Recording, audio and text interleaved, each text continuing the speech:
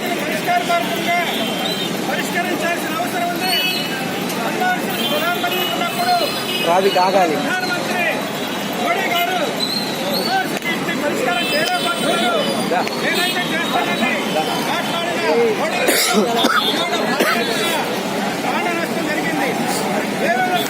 కూడా పరిష్కార మార్గంగా ఇవాళ ప్రపంచం అభివృద్ధి ఉంటే ఆరోగ్యం పెరుగుతుంది.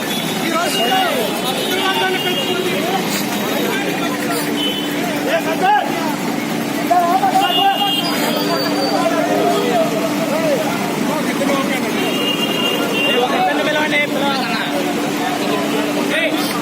అన్న ఒక ఇద్దరు పంపి లాస్ట్కి ఇద్దరు పంపి.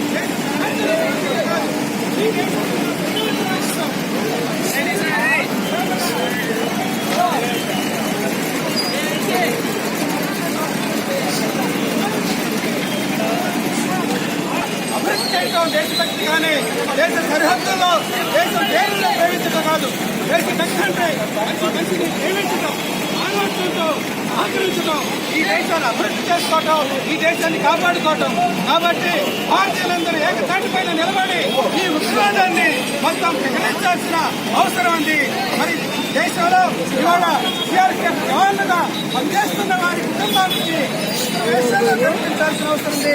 ఇవాళ ప్రైవేట్ సంస్థలుగా 85% ప్రైవేట్ సంస్థలుగా ఇవాళ ఈ దేశాలు ఉన్నాయి. జవాన్లకి ప్రతి కుటుంబంలో జాబీ వారసే అవసరం ఉంది.